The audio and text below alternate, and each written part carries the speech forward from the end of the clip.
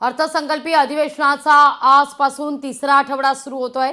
शेतकऱ्यांच्या प्रश्नावरून विरोधक सरकारला घेण्याच्या तयारीत आहेत, तर लाडकी बहीणवरून सुद्धा आज गदारोळ होण्याची शक्यता नाकारता येत नाही।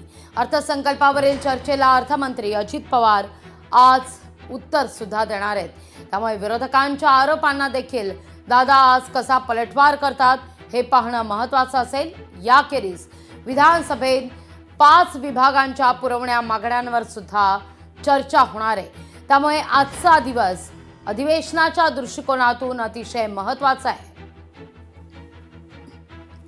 या सगळ्याविषयी अधिक माहिती घेण्याकरता थेट जाऊया आपले प्रतिनिधी चेतन ननावरे यांच्याकडे।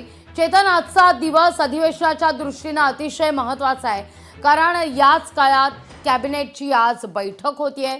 दुसरा महत्त्वाचा मुद्दा, अर्थसंकल्पावर दादा सभागृहात उत्तर सुद्धा देतील, पुरवणी मागण्यांवर चर्चा आहे आणि त्याहून महत्त्वाचं म्हणजे काल हर्षवर्धन सपकाळ यांनी फडणवीसांबद्दल केलेलं वक्तव्य, या संदर्भात सभागृह परिसरात पडसाद उमटण्याची शक्यता नाकारता येत नाही। काय अधिक माहिती? निश्चित लागवी, कारण राज्यामध्ये ज्या प्रकारे उन्हाचा पारा चढलेला आहे तोच पारा आज विधानसभेमध्ये सुद्धा आपल्याला चढलेला पाहायला मिळेल। कारण एकंदरीत वेगवेगळ्या अनुषंगाने आजचं विधानसभेचं कामकाज आहे ते महत्त्वाचं आहे। विशेषतः विधान परिषदेची जी पोटनिवडणूक होत आहे त्यासाठी अर्ज भरण्याचाही आज शेवटचा दिवस आहे, त्यामुळे आज नेमकं शिवसेना आणि राष्ट्रवादीकडून कुणाला संधी मिळते हे पाहणं महत्त्वाचं असेल। भाजपने मात्र आपल्या 3 उमेदवारांची नावं जाहीर केली आहेत।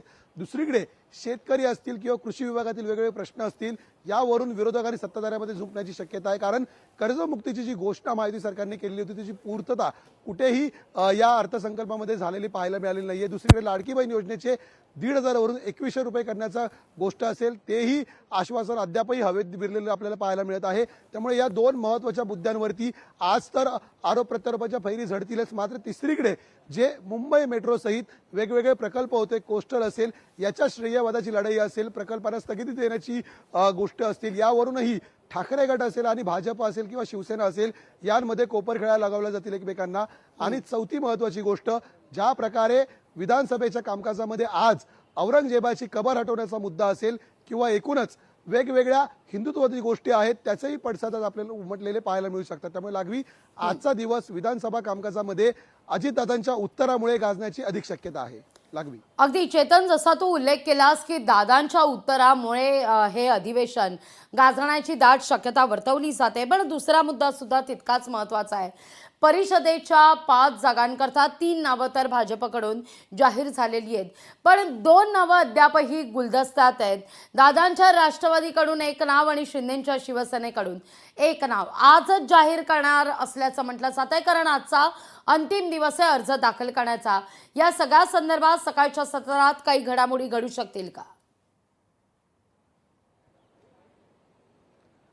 निश्चितच सकाळी 11 वाजता आहेत ते भाजपने ज्या उमेदवारांना उमेदवारी घोषित केलेली आहे ते उमेदवार आहेत ते विधानसभेमध्ये दाखल होतील। मात्र शिवसेना आणि राष्ट्रवादीकडून कमालीची गुप्तता पाहण्यात येत आहे। विशेषतः इच्छुकांची संख्या ही या 2 पक्षांमध्ये अधिक आहे। मोठ्या प्रमाणात झालेले इन्कमिंग असेल, विधानसभेमध्ये अनेक दिग्गजांचा झालेला पराभव असेल, लोकसभेमध्ये झालेला पराभव असेल, त्यामुळे नेमकं आता पक्ष कुणाला संधी देणार, आयारामांना संधी देणार की ज्यांचा पराभव झाला त्यांना संधी देणार, की संघटनेमधून कुठलं नवीन नाव या दोन्ही पक्षांमधून दिलं जाणार, याकडे सगळ्यांचं लक्ष असेल। मात्र विशेषतः आपण पाहिलं तर राष्ट्रवादीमध्ये अधिक दबाव आहे, कारण याआधी सुनेत्रा पवार यांना राज्यसभेची दिलेली उमेदवारीनंतर पक्षातील अनेक पदाधिकाऱ्यांनी जाहीर नाराजी व्यक्त केलेली होती की पक्ष संघटना मजबूत करण्यासाठी पक्ष संघटनेतील एखाद्या पदाधिकाऱ्याला किंवा नेत्याला हे पद देणं गरजेचं असतं, जेणेकरून पक्षाच्या विस्तारामध्ये मदत होते। मात्र कुटुंबातीलच व्यक्तीला अशा प्रकारची पदं दिल्यामुळे कुठेतरी घराणेशाहीला आपण वाव देतोय का, अशी चर्चा रंगलेली होती। त्यामुळे यावेळी राष्ट्रवादी पार्थ पवार किंवा अन्य कोणाला न देता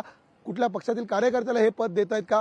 शिवसेनेकडूनही आपण पाहिलं असेल की अनेक दिग्गज मंडळी आहेत, यामिनी जाधव असेल किंवा वेगवेगळ्या जे नेते आहेत ज्यांचा विधानसभेमध्ये पराभव झालेला होता, त्यांना संधी देत आहे की पुन्हा एकदा मनीषा कायंदेच्या स्वरूपामध्ये ज्या प्रकारे त्यांना विधान परिषदेवर पुन्हा एकदा संधी देण्यात आली, तसंच एखाद्या नवीन चेहऱ्याऐवजी जुन्या चेहऱ्याला संधी देते, हेही पाहणं महत्त्वाचं असेल। अगदी चेतन, तुर्तास धन्यवाद तुम्ही दिलेल्या एकूणच सविस्तर माहिती करता।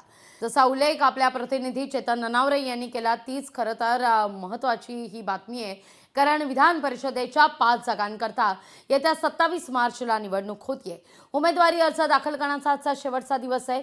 रिक्त जागांवर भाजपकडून 3 उमेदवार आधीच जाहीर झालेले आहेत. यामध्ये भाजपकडून संदीप जोशी, संजय केनेकर, दादाराव केचे यांची निवड करण्यात आलेली आहे.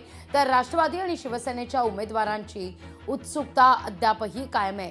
दादांच्या राष्ट्रवादीकडून झिशान सिद्दीकी यांना संधी दिली जाते की उमेश पाटलांची वर्णी लागते, यावर अद्यापही चर्चा होतीये. अद्यापही नाव गुलदस्त्यात आहे. तर तिथं शिंदेच्या शिवसेनेकडून आयारामांना संधी मिळते की निष्ठावंतांची वर्णी लागते, हे देखील पाहणं महत्त्वाचं आहे.